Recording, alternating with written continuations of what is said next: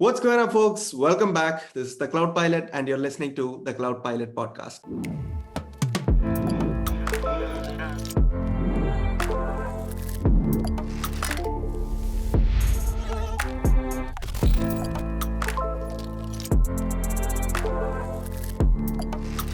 In this episode, we are going to talk about people management, agile leadership, and a lot more. And for that, we have a very special guest who's an expert in these domains. And let me welcome Heather Eisele to our podcast. Welcome, Heather. Thank you so much for accepting the invitation. And I'm so happy that you found time to join us. I appreciate the invite, Udesh. So, Heather, do you mind talking to us about your background, how you went, from your college days to becoming an expert in the field of project management and the people management and agile leadership? Yeah, sure. Well, I never thought I would be here, for sure. I'm sure you hear that a lot when you ask this question. I really honestly didn't know what I was going to do. And frankly, I was afraid of computers. I'm a little older than I look, perhaps. So I had never really been into technology when I was younger. So I just started going to, I took some undergraduate classes, and, it took me about 12 years to finish my degree because I just didn't know where I was going. But on the upside, I graduated with no debt, so nobody can say that anymore, right? So technology kind of found me. I was an administrative assistant at the time, and found that people just kept coming to me with their questions about, at the time it was WordPerfect and Lotus Notes, but so people kept coming to ask me. Fast forward a few years, and I have my first help desk job. Fast forward a few more years, and I have, the skill of speaking both geek and English. So that's the makings for a project manager then. So then, I lucked into consulting a few years later. I had my own client, and they threw me at their favorite consulting firm and forced them to hire me. So that's kind of how I found consulting. I had no idea it was different than just contracting, but it's intensely different. One of these days, maybe we can discuss that one, but it's a little off topic for today. And then the company that I was with started to do agile transformations, going from waterfall to agility. And at first I thought it was a lot of silly nonsense. It didn't seem to make any sense to me about how you can manage a big, complex technical delivery with anything but a work breakdown structure and a Gantt chart. But over time, I saw it kind of magically work and work better than a lot of the engagements that I'd had before. So I slowly became a believer, and then I had to understand why it worked. So I would say that I am leaned in pretty hard to agility these days. I've just never seen it. I've seen very few things that work the way Agile does while respecting the humans involved in the organization. So that's kind of how I ended up where I'm at. And it's been an awfully fun ride so far. Yeah, I mean, I can literally witness that. You've been doing a lot of great things. I'm a huge admirer of you. So you're doing a great job. Totally appreciate it. Well, thank you. So what is agile leadership? Can you talk about, what is agile leadership? I've heard that it's consisting of a few values and some principles, but what really is? So really, agile leadership is nothing more than agility, right? So long time ago, a bunch of crazy people, fantastic project managers found themselves in a mountain cabin somewhere, and they decided that, things could probably be better. So they sat down and they drafted something called the Agile Manifesto. You can find that online anywhere. And they included in that manifesto 4 values and 12 principles. So, and they're focused on delivering software projects, right? But if you take kind of a broader step back and you look at the values and the principles and kind of extrapolate them into a leadership role with your client, oftentimes being your employee or being your coworker, then they still make perfect sense to me anyway. So do you want to start just by going through those, and I can tell you how they correlate to leadership? Yeah, The audience would be definitely eager to know how yeah. they really work in Agile. And these will probably sound familiar to a lot of people who are familiar with Agile, but applying them to how a person behaves within an organization, not just on a project, might be new for some people. So the first value in the manifesto was individuals and interactions over processes and tools. So it's all well and good to say, you've got to do your job thusly, right? Here are the steps to be successful in your role. However, what that doesn't take into account is the inherent creativity of humans, right? And the fact that people sometimes know how to do their job better than the person that's not doing it.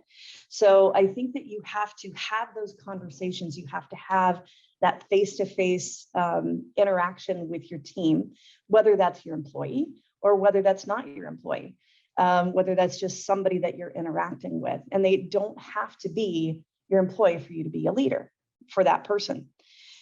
The second one is working software over comprehensive documentation, right? This is another one where, in the olden days, we had the big work breakdown structure and we were ticking boxes to make sure we hit all the requirements. But what we weren't really paying attention to was, were we fulfilling the client's needs? Were we providing value? So that working software in the leadership role is, what is it that you need, Udesh, right? And how can I help you get that? And have it be something that's transformative for you, as opposed to, well, here's what my job description says I have to do as a manager, right? Those are very, very different mindsets. And I think that that's really kind of the big difference. The third one is customer collaboration over contract negotiation, right? And it's not that one's completely unimportant. Both of these sides of the house are important, but collaboration is more important than contract negotiation. In the world of consulting, we frequently say, if you have to go back to the scope of work, to the contract, you've already lost, right? Like, if you're not constantly listening to your customer and adjusting to what they need, the contract piece can come later, right? You can always do a change order. You can always, readjust the backlog to suit your client's needs. So how does that apply to being an Agile leader inside an organization? It's all about, okay, so here's our process, right? Is this working? We should constantly be doing that backlog refinement with each other even. So if we have a common way of working together, like, so let's say we've got a process right now, we've got a template that I just learned about for a certain type of scope of work, a SAL. And it's pretty much just, cut and paste at this point, because it's a very simple type of contract. And so they in practice leave it pretty nebulous as to what's going in that backlog, because they want that constant touch point with the client. Whereas from a leadership perspective, is like, let's say you and I have a one-on-one once a month, and in the maturity of our relationship, whatever that happens to be, we should be asking ourselves, so I know that we agreed to meet once a month. I need more, right? Can we meet every other week? Or, I'm not really finding this meeting helpful anymore. Maybe we should think about canceling. So kind of how you interact and how you ask those questions, that's the leadership piece.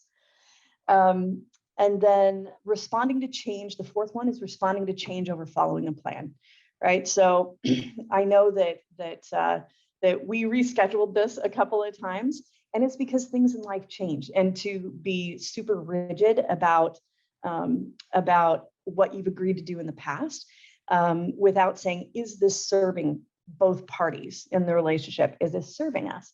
If not, you should be willing to change it. And just because there's a plan doesn't mean that it has to be that way forever. So those are the four values. Did you have any specific questions in there? No, you came up with all those examples to, explain those values. So it's really understandable. Yeah, good. Yeah, and like I said, while this all was written with software development in mind, you can approach pretty much any relationship with these values, right? So with my kids, right? They've got a certain set of things they have to do. Something may be wrong, and if I'm not going to stop and listen and say, hey guys, why didn't you get your room clean? Well, there may be something going on. They had a terrible day, whatever, right? Maybe the occasion calls for, hugs and ice cream instead of being rigid about, what's going on. You never know until you're there and able to listen. So that's leadership versus software delivery. And then you've got the 12 principles, which kind of drill those down into more specific stuff. Like the first one is customer satisfaction through early and continuous software delivery. So when you're working with another human, what do you need from me? It's probably not software, right? So what you needed from me, Udesh, was for me to be on your podcast and to explain Agile leadership, right? Yeah. So I tried to make myself really available for you as quickly as I could. So, there was tons of stuff going on for both of us, but eventually we made it happen.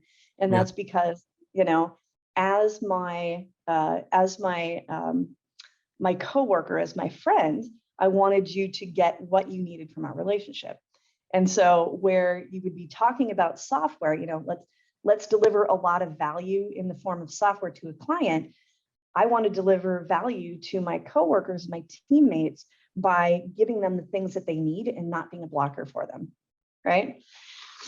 And then the second principle is accommodate changing requirements throughout the development process. So where you would be developing software in an Agile delivery sort of engagement, or whatever it is, right? Like infrastructure, whatever it is for an engagement. What are the requirements that we may have of each other in a business, right? It may be, I need you to get your time cards in on time, which I fail at sometimes, right? Things like that. And we're going to change how we do this. Okay, tell me how I can, now change my schedule so that I can accommodate this new, time card entry, whatever. So that, and then demonstrating that willingness to make those changes as frequently as they're needed. Like that heart for change is a really big indicator of an Agile leader.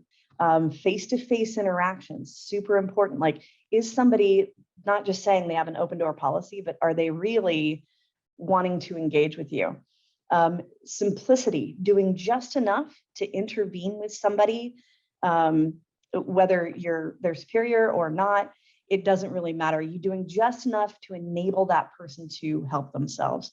So those are kind of some of the encouraging self-organization. That's a really big one as far as, here is what I know, now go and do. Right? Like that's a common Agile leadership trait. So as you can see, like all of these, and I'll send you a link to where all these are so you can put them in your show notes if you'd like. But all of these things can be taken from let's create a cool piece of software to let's create a great team. Right. Yeah, I think Agile leadership, when I came to know about it for the first time, I was also thinking that it's really a good idea to have the feedback. I'm kind of a feedback oriented person. Whenever I work, I work based on feedbacks. If I get feedbacks, I'll get to know where I can improve. So this framework, the entire framework, is kind of a blessing in disguise. Well, yeah, I would say that, it's sort of hidden there, but you can kind of get the personality of the type of organization that values Agile leadership, or better known as servant leadership. So how does this Agile leadership look in a real company? Yeah, so in a practical sense, what you will see in an organization that highly values Agile leadership is stuff like people self-organizing. So you'll see that encouraged, rewarded. You'll see people finding mentorship, even if it's not in their direct chain of command, right? You'll see people rewarded for taking chances, for taking risks and kind of going out on a limb to do something special because they feel it's the right thing to do. And obviously with guidance, right? So that self-organizing feel, you'll see that in these types of organizations. You'll see a high degree of value placed on being together, right? Like having fun together, motivating each other. You'll see people being cheerleaders for each other. So that's kind of what it feels like and looks like in a practical sense in a real business. How does an agile leadership benefit a business? How does it build a business? Well, one of the reasons that you have teams in Scrum, for instance, and it's a pizza, a one pizza size team. You'll hear that for Americans, probably 2 pizzas. But anyway, for the reason that team size is important is that it encourages everyone to kind of pitch in their ideas. So when you also look at how many direct reports it makes sense for a manager to have, it's a similar size, right? Anything more than that size of team is really too much to have those interpersonal kind of exchanges in, and for everybody on a team to be heard. So if you think about a Scrum team, and Scrum is probably the most popular version of Agile delivery, right? It's the most popular delivery model. Who is the leader on that team? Who's the manager on a Scrum team? Do you know? I don't have any idea. It's because there isn't one, right? So it was a little bit of a trick question for you, Udesh. There is not a manager on a Scrum team.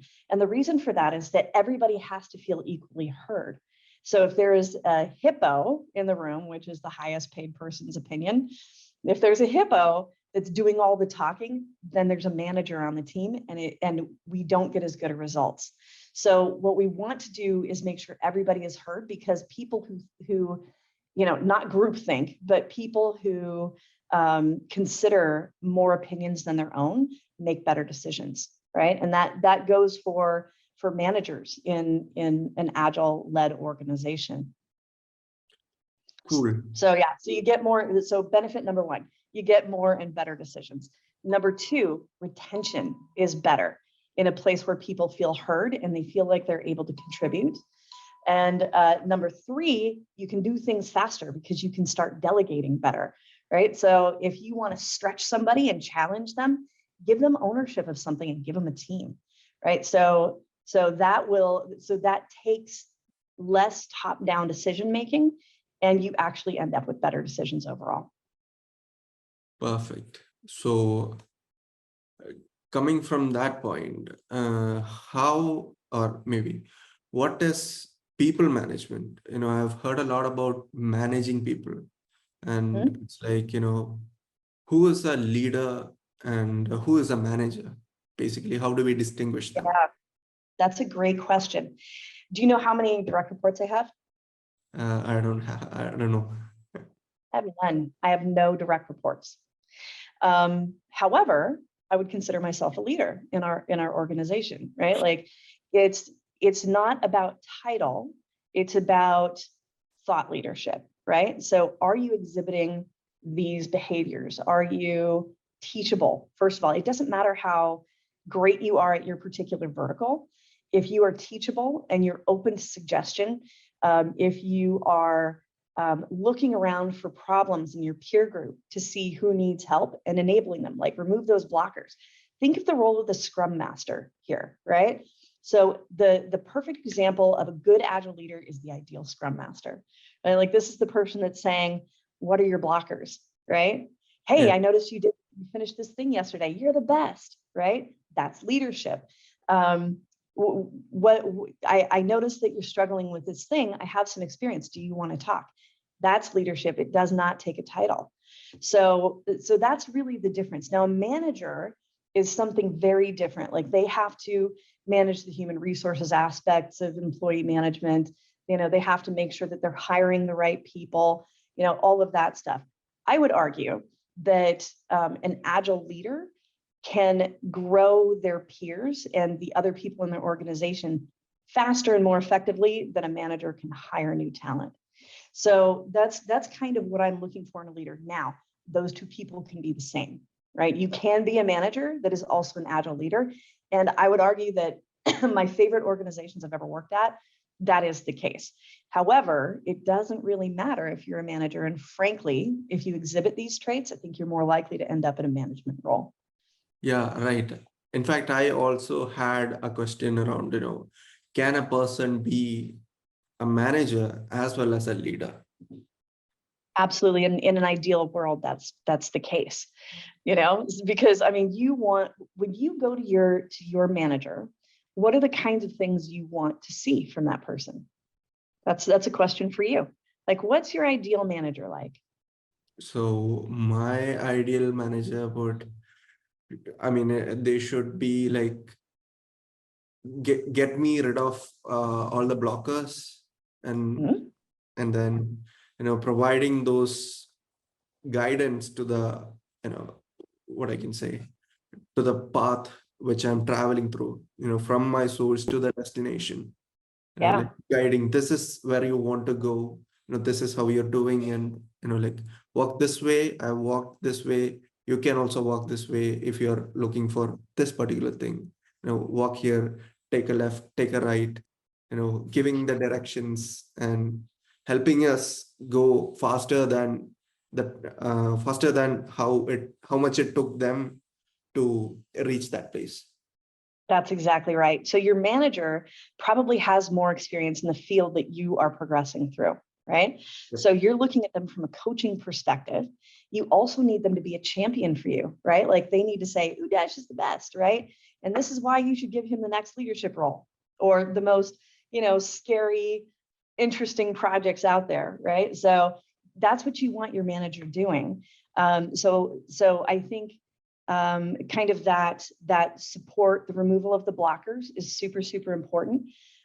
You want them to be able to give you the ability to take those risks, to support you when you do, even if you fail, right? Like agility absolutely backs the whole fail fast thing, right? Yeah. I remember I had a very interesting conversation with a leader, and I was leading one of my very first engagements as a principal consultant.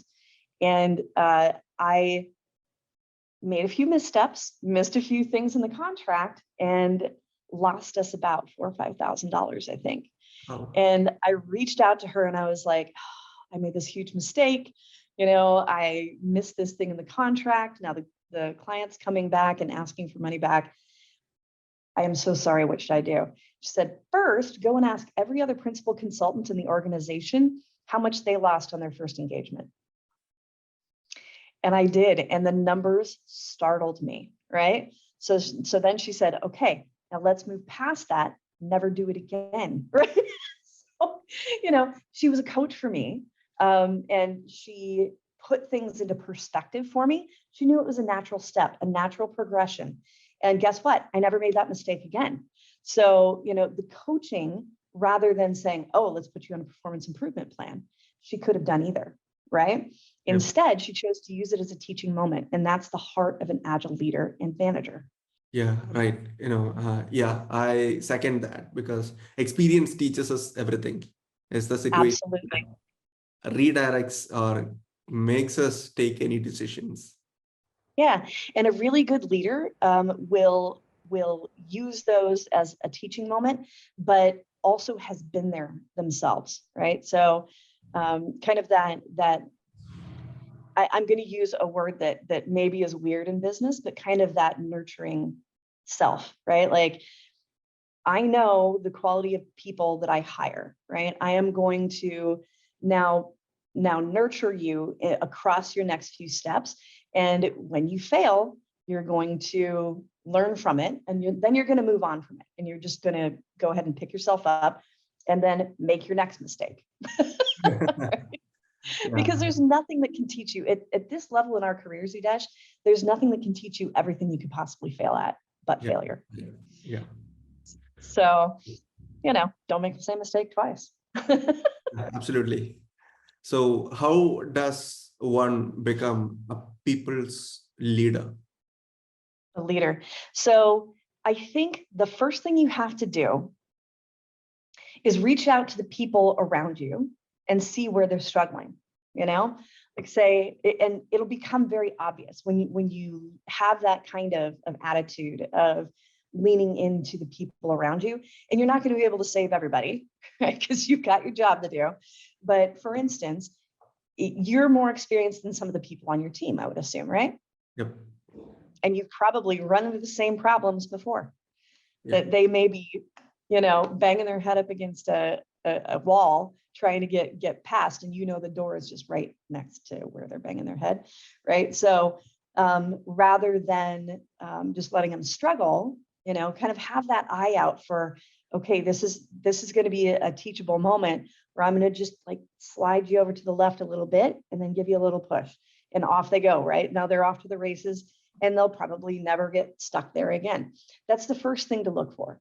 The second thing to look for is going to be, now, where are your peers struggling, right? So not just the people that are junior to you, look where your peers are struggling and see how you can provide them value, right? This makes you also a better consultant.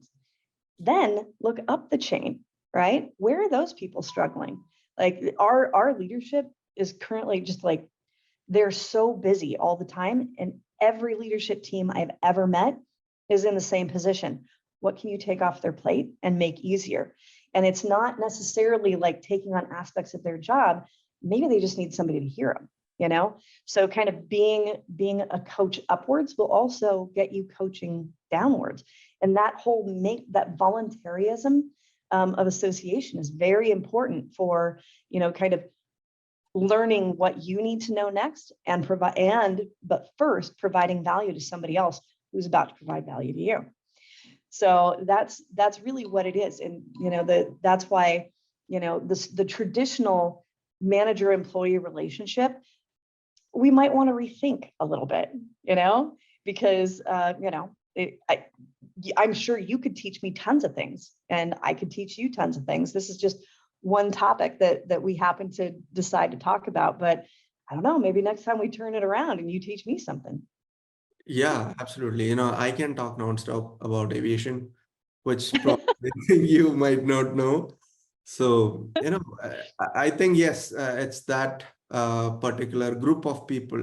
I believe that, we are kind of an average of people surrounding us. So the more people we are exposed to, the more knowledge we get.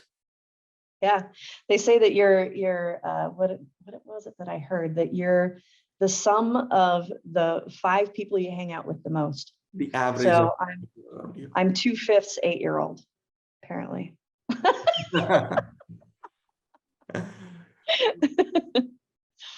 So what are those people management skills that one needs to have in order to thrive as a agile leader? Yeah, and I like the skills. There are books and books and books on what you have to do to be a good manager, right? I think in order to be a good agile leader / manager, you need to be able to, like not ask questions you're not allowed to, interview people correctly, all of those things that you can learn. I think traits are more important if you want to do it in an agile way.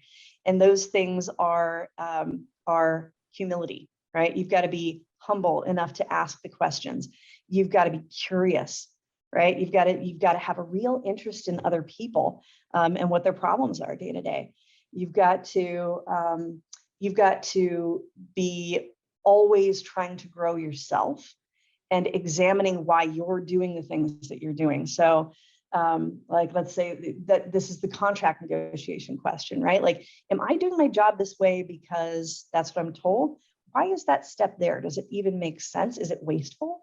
Could it be done some other way? Maybe there's somebody out there that knows a better way. Or maybe you ask insightful questions to people to make them ask themselves those questions. And that, I think, is really the core of agile leadership, is how can you give somebody the gifts that you wish your manager would give you? Awesome. So that's really insightful. So yeah, I think I have got a pretty good idea about agile leadership and people management. So thank you once again for giving us those insights about people management, agile leadership, and all those things. And thank you so much for coming as well. So how do you, what is your experience with the podcast? How did you feel? Well, this was pretty good, but I mean, you and I have known each other for a little while now, so it's just like talking to a friend. So everybody else come on Udesh's podcast. Yeah. And also don't forget to subscribe to my channel as well. So thank you so much, guys, for listening. I hope you have found this helpful. We'll catch up soon in another one. Till then, it's me, the Cloud Pilot, signing off.